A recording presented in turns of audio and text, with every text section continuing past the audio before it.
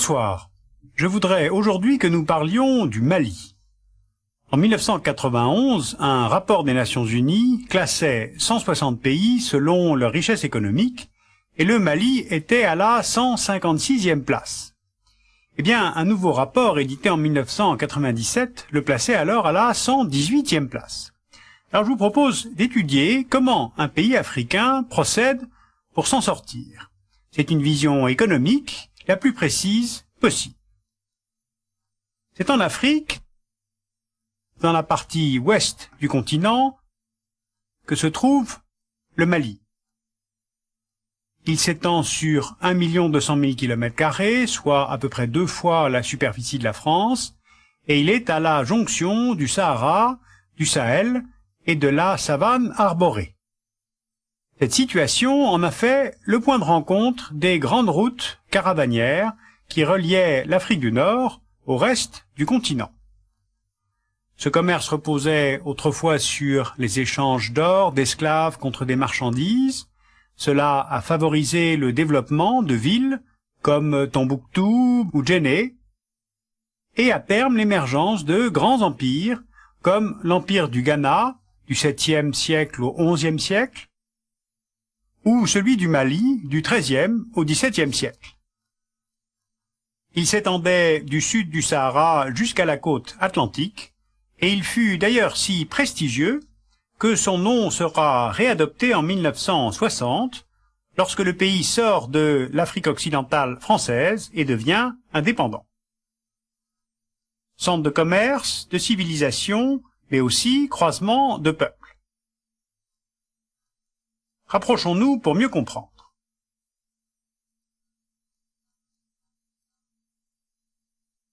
5 groupes ethniques principaux habitent le Mali.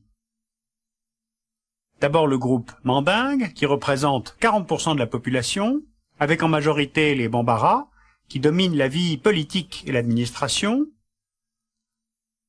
Ensuite le groupe soudanien, soit 20% de la population, avec les Songhai dans la vallée du Niger, les Dogons, les Soninké. Les peuples voltaïques, Sénoufo, Mossi, Bobo, environ 12% de la population, le long de la frontière avec le Burkina Faso.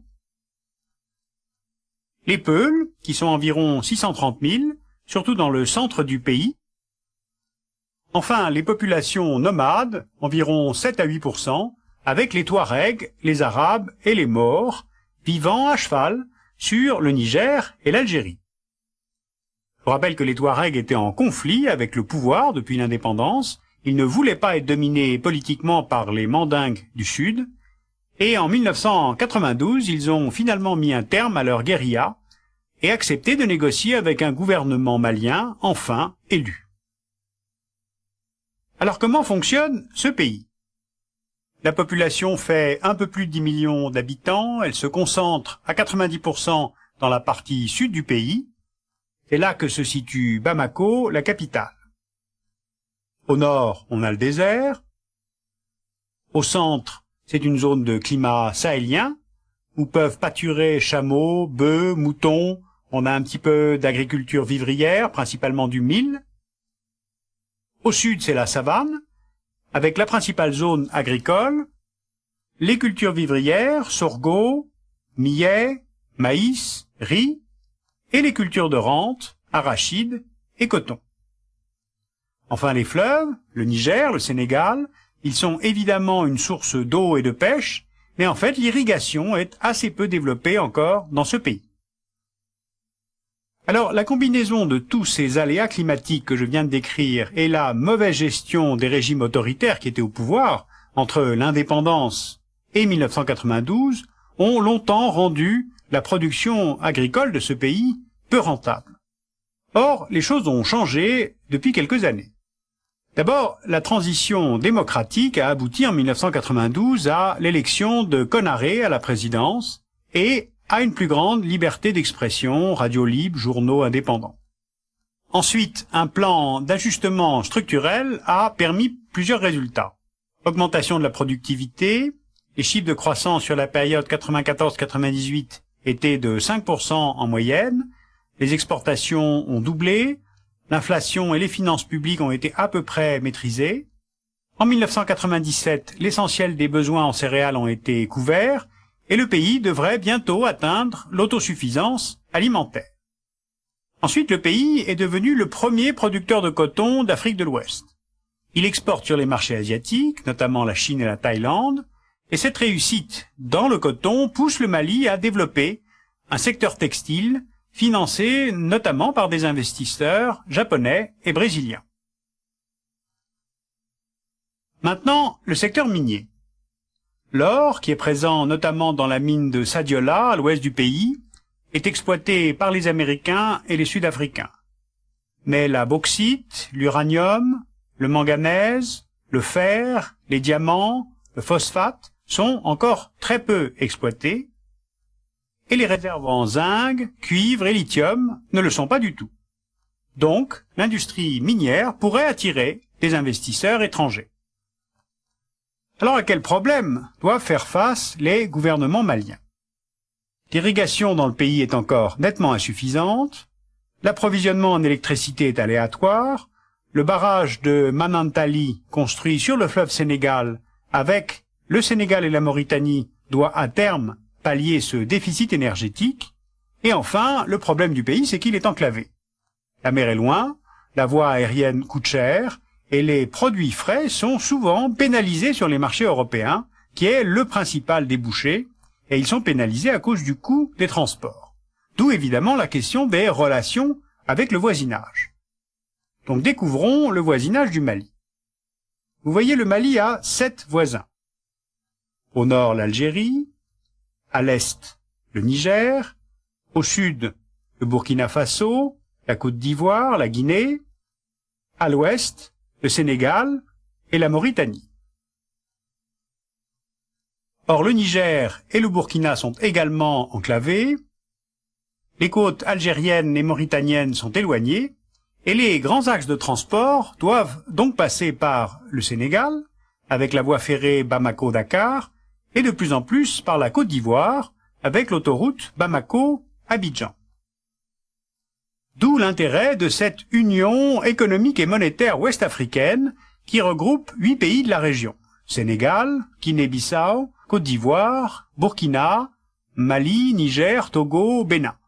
C'est là un marché de 77 millions de consommateurs, il offre des débouchés pour les produits agricoles, et l'Union économique et monétaire a décidé de la mise en place d'un tarif extérieur commun pour les importations et de limiter les droits de douane à 20% à partir du 1er janvier 2000. Ce qui fait que le Mali pourrait se spécialiser dans la production de riz et de bétail à l'intérieur de cette union. Alors le Mali reste en fait un pays pauvre.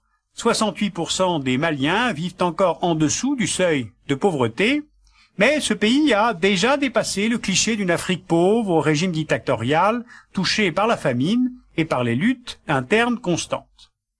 Ce retour à la démocratie est une réalité depuis 92, elle a en soi favorisé l'essor économique.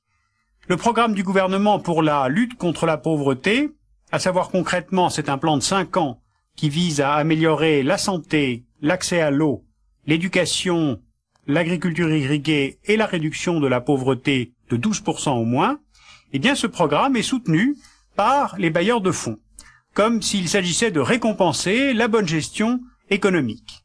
Concrètement, allègement de la dette et reconnaissance que ce pays est un bon élève du Fonds monétaire international.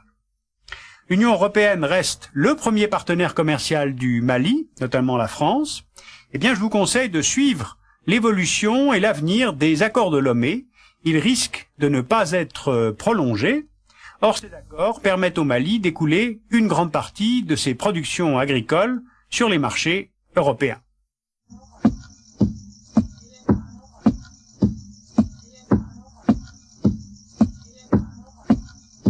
Alors sur le Mali en particulier et l'Afrique en général, je vous conseille de lire l'Afrique subsaharienne, une géographie du changement, aux éditions Armand Collin. Sur les questions stratégiques, l'Afrique entre guerre et paix, la revue internationale et stratégique de l'IRIS a publié là, au printemps 99, tout un dossier sur l'Afrique. Vous pouvez lire le livre de Aminata Traoré, qui s'appelle Leto. Madame Traoré est ministre de la Culture et du Tourisme en Afrique, enfin au Mali. Elle a des idées extrêmement précises sur l'Afrique dans un monde sans frontières, et son livre est édité chez Actes Sud. Je vous conseille aussi des disques de musique malienne, qui est très belle, celle de Afel Bokoum Al-Kibar et celle de Ali Farka Touré. Ça mettra un petit peu de gaieté dans une émission économique tout de même très sérieuse.